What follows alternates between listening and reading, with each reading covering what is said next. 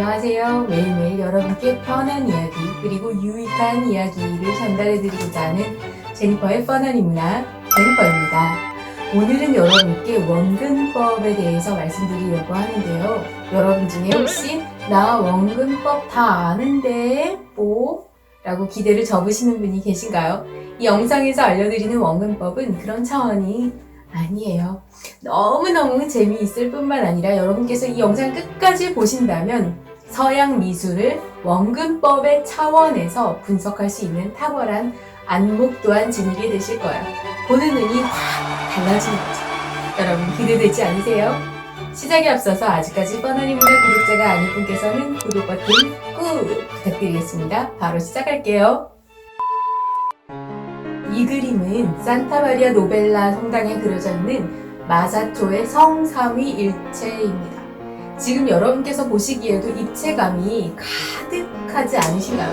하지만 당시에는 15세기이고 원근법이 세상에 나오기 전이었어요.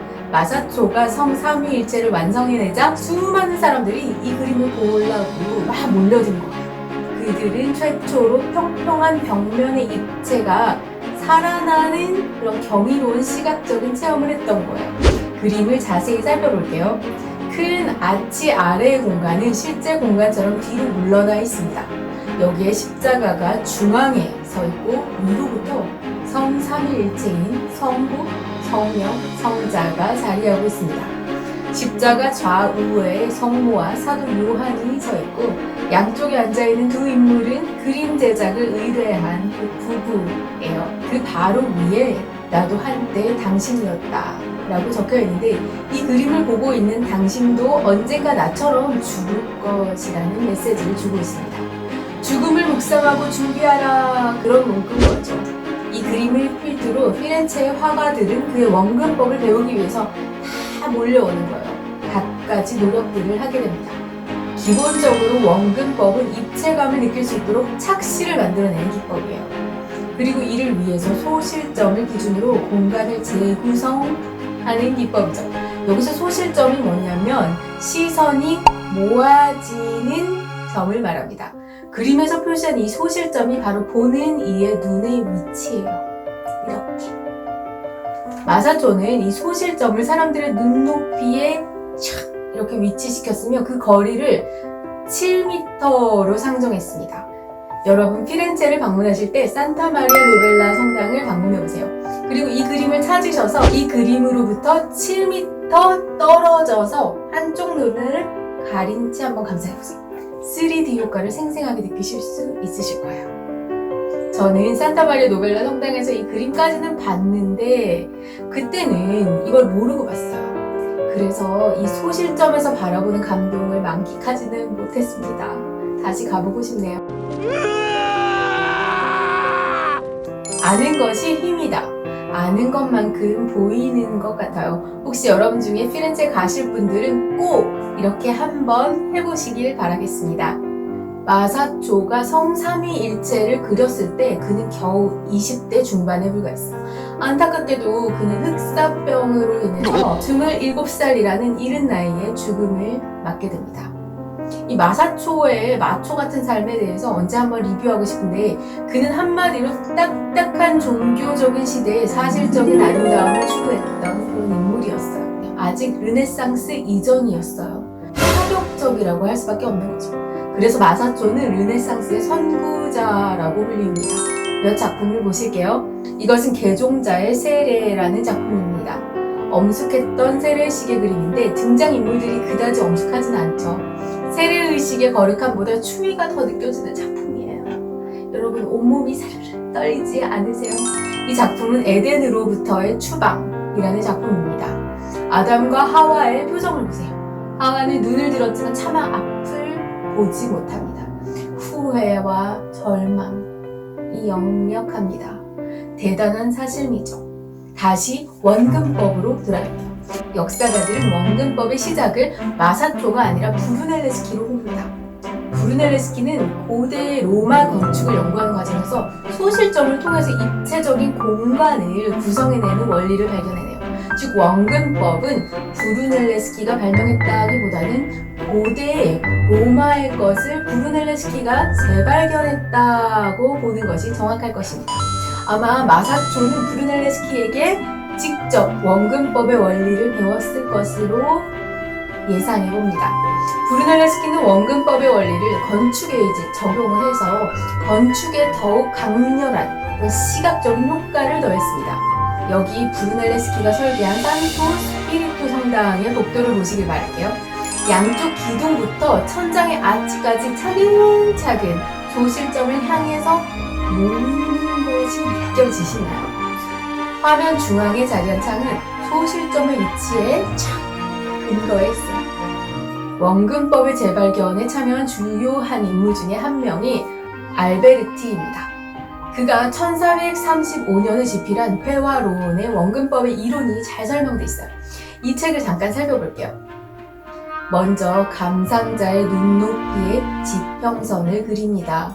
그 지평선부터 그림 바닥까지의 높이를 세등분합니다. 다음으로 같은 길이로 다시 그림 바닥을 6개로 등분합니다.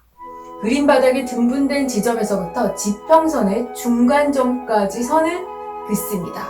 여기서 모든 선이 모이는 점이 소실점입니다.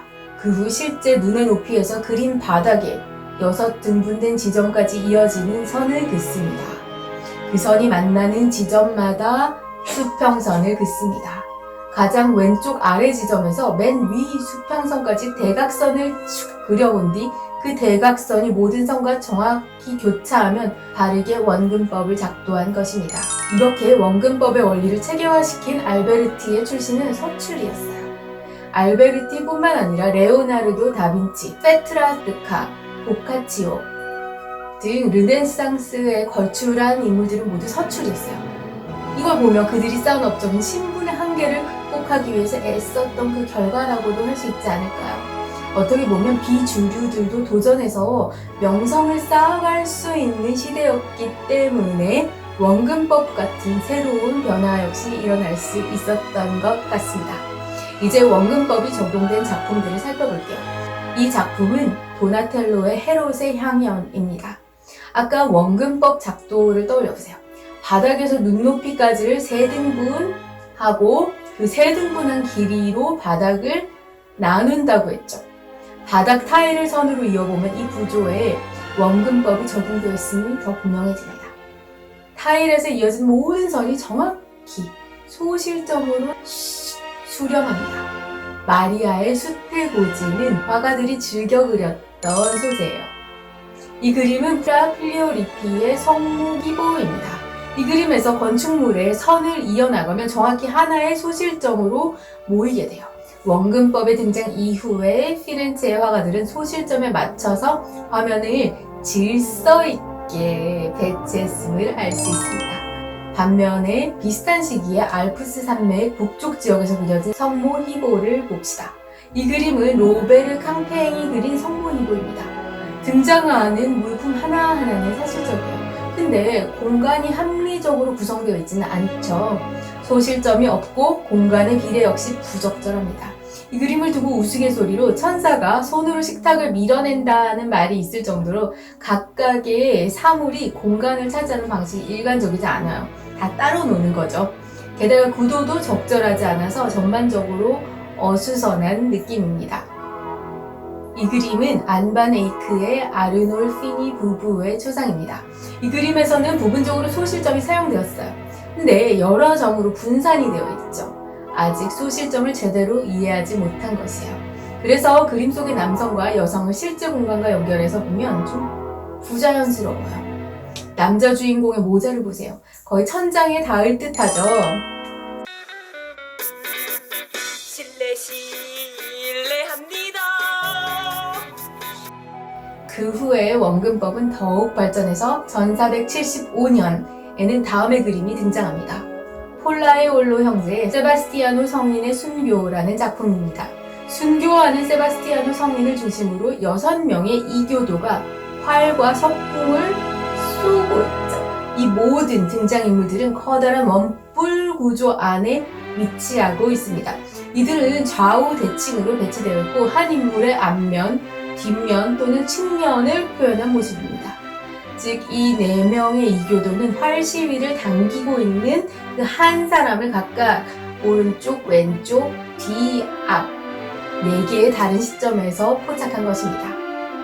원뿔을 통해서 기하학적 구성을 보여줄 뿐만 아니라 등장인물을 통해서 규칙성까지 만들어내고 있는 거죠. 이처럼 원근법이 등장하면서 회화는 전반적인 변화를 맞이합니다. 공간이 실감나게 되면서 공간을 기하학적으로 구성하는 능력 또한 중요해진 데다가 그에 맞춰서 근육 같은 그 세부적인 표현에도 공을 들여야 했으니까 이제 원근법의 의의를 한번 생각해보고자 해요. 여기서는 간략히만 말씀드릴게요. 원근법에서 소실점은 하나예요. 원근법은 단 하나의 시선만을 인정합니다. 소실점도 하나, 개인도 하나이죠. 따라서 원근법은 그림을 그리는 방식을 넘어서 세계를 인식하는 독립된 주체의 등장을 보여줍니다. 이는 원근법의 등장 이후에 그림 속의 다양한 인간 군상을 사실적으로 그린 그림들이 대거 등장하게 되는 이유예요. 신기하죠? 원근법은 더 나아가서 싱글 퍼스펙티브, 즉 사람들마다 다른 관점이 아니라 모든 사람한테 공통된 그 객관적인 관점으로 바라보는 시각을 제시했고, 이것은 서구의 과학적 합리주의를 꽃피울 수 있는 전환점이 된 거야. 놀랍죠? 19세기 역사학자 부르크하르트는 원근법의 의의를 다음과 같이 말했습니다. 르네상스 이전의 사람들은 베일로 쌓인 세상만 바라봤지만 원근법의 등장으로 이제 그 베일을 걷어내고 세상을 온전히 보게 되었다라고 말입니다. 여러분 재밌으셨나요? 지금까지 제니퍼의 뻔한 문학 제니퍼였습니다.